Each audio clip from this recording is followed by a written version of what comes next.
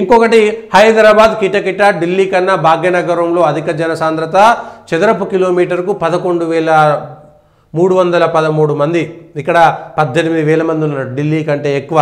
వచ్చే 10 ఏళ్ళలో పెరుగుతున్నారు. హైదరాబాద్లో చుట్టుపక్కల డెమోగ్రఫీ చేంజ్ కూడా పెరుగుతుంది. హిందువుల యొక్క సంఖ్య తగ్గుతుంది, హిందువుల యొక్క యువకులు తగ్గుతున్నారు, హిందువుల యువతులు తగ్గుతున్నారు, అది ఒక డేంజరు. ఇక హైదరాబాద్ పెరగడం అనేటువంటిది మనం అభివృద్ధిగా చూసుకుంటే మన వినాశనానికే. ఇదే విషయాన్ని మనం చూద్దాం. 3 పేపర్లలో 3 వార్తలు చూసిన నేను. హైదరాబాద్లో కిటకిట అధిక సాంద్రత అనేటువంటి చెప్పారు. 80 ఏళ్ళు దాటేటువంటి మనుషులు పెరుగుతున్నారు. హైదరాబాదే కాదు తెలంగాణలో కూడా ఈ పరిస్థితులు దారుణంగా పెరిగిపోతున్నాయి. ఈ విషయాలను మనం అర్థం చేసుకోవాలి.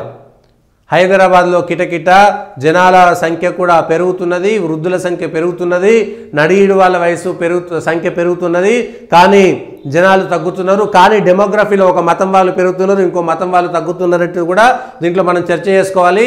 ఇది హైదరాబాద్ పెరగడం అనేటువంటిది మన అభివృద్ధి కాదు, మన యొక్క స్వచ్ఛమైనటువంటి జీవన ప్రమాణాలన్నిటిని కూడా కోల్పోతున్నామని చెప్పడానికి. దీంట్లో సేమ్ దానికి సంబంధించిందే మనం చూద్దాం. పూల సాగుపై రియల్ దెబ్బ. హైదరాబాద్ శివారు మండలాల్లో ఒకప్పుడు 1000 ఎకరాల్లో తోటలు, 5,000 ఎకరాలకు పైగా ద్రాక్ష తోటలు. ఒకప్పుడు హైదరాబాద్ అంటే సమశీతోష్ణ స్థితి మండలము. హైదరాబాద్లో ఎండాకాలంలో కూడా వేడి ఉండకపోతుండే, హైదరాబాద్లో ఎండాకాలంలో కూడా చల్లదనం ఉంటుండేటటువంటి ప్రాంతంగా హైదరాబాద్ ఉంటుండే.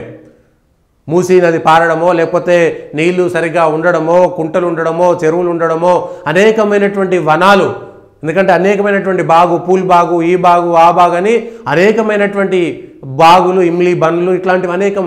హైదరాబాద్లో చెట్లు, కొండలు, గుట్టలు, హైదరాబాద్ చుట్టూ అనేకమైనటువంటి సహజ సుందరమైనటువంటి గుట్టలు ఉండేది, అనేకమైనటువంటి సహజ సుందరమైనటువంటి గుట్టలు ఉండేది. ఇవాళ మనం కాజాగూడ అత్యంత గొప్పగా అభివృద్ధి చెందిందని చెప్తున్నాం కదా.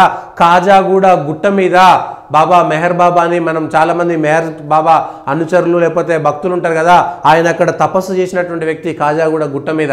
ఇవాళ ఏమైంది కాజాగూడ గుట్ట, కాజాగూడ చెరువు ఏమైంది? అలా ఒకసారి ప్రజలు అర్థం చేసుకోవాల్సింది. ఆ గుట్టను గోలగొట్టడం, చెరువులు గోలగొట్టడం, ఆ గుహలలో తపస్సులు చేసినటువంటి యోగులు ఉన్నటువంటి ఏరియాని వాళ్ళన్నింటినీ కూడా సర్వనాశనం చేసుకుని దాన్నే గొప్ప అభివృద్ధి అనుకుంటున్నాం.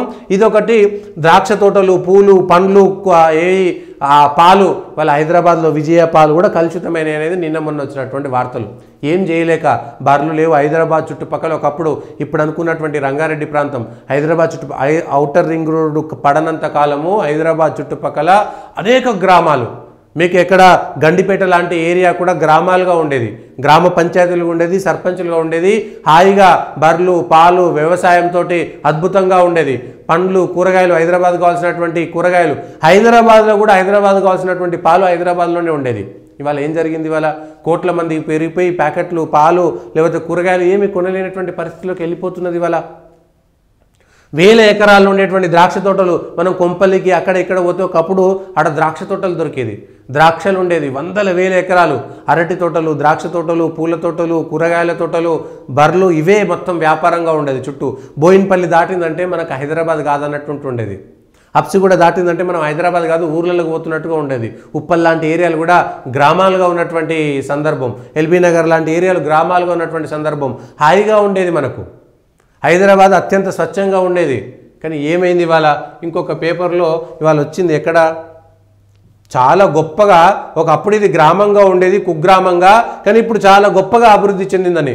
గ్రామస్తులే తెల్లబోయేలా తెల్లాపూరట. ఇది తెల్లాపూర్కు సంబంధించినటువంటి, ఒకప్పుడు గ్రామంగా ఉండే తెల్లాపూరు గ్రామస్తులే తెల్లబోయేలా నగరం నలుదిక్కులా విస్తరిస్తుంది. శివారు గ్రామాలను సైతం కలిపేసుకుంటూ రోజు రోజుకు నిర్మాణాలు పెరుగుతున్నాయి. ఒకప్పుడు రాజధాని నుంచి విసిరి పడేసినట్లుండే తెల్లాపూర్ గ్రామ పరిసరాలు ఇప్పుడు కనుచూపు మేర ఆకాశ హార్మ్యాలతో నిండిపోయినాయి. ఇది మనం గొప్ప అభివృద్ధి అనుకుందామా, వినాశనం అనుకుందామా?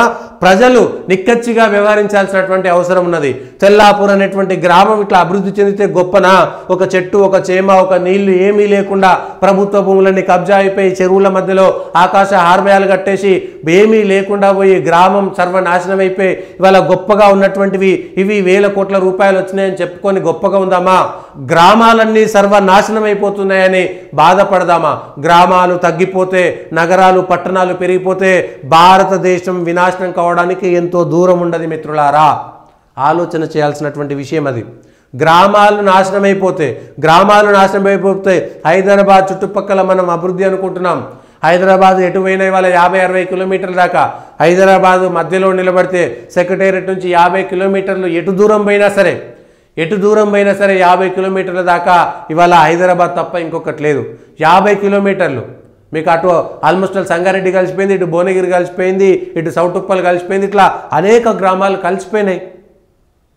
అనేక అంత దూరం హైదరాబాద్ నుంచి 50 కిలోమీటర్ల రేడియస్లో ఇవాళ హైదరాబాద్ పెరగడం అనేటువంటిది గొప్ప కానే కాదు.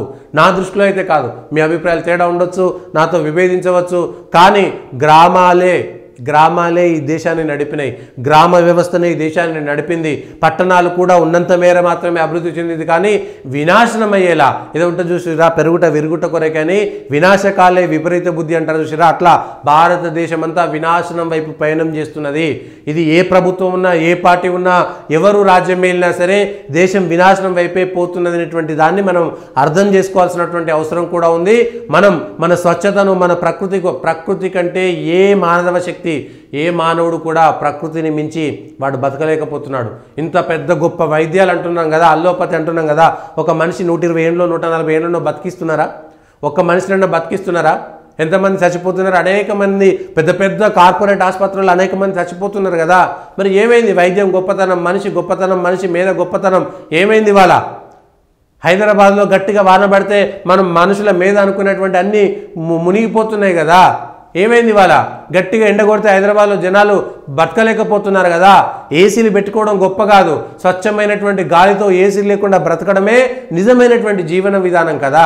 దాన్ని మనం మర్చిపోయి వినాశనం వైపు దారికి వెళుతున్నామనేటువంటి విషయాన్ని ఒకసారి అర్థం చేసుకోవాలి. ఒకే సందర్భానికి సంబంధించి అనేక విషయాల్లో ఇదే జరుగుతున్నది.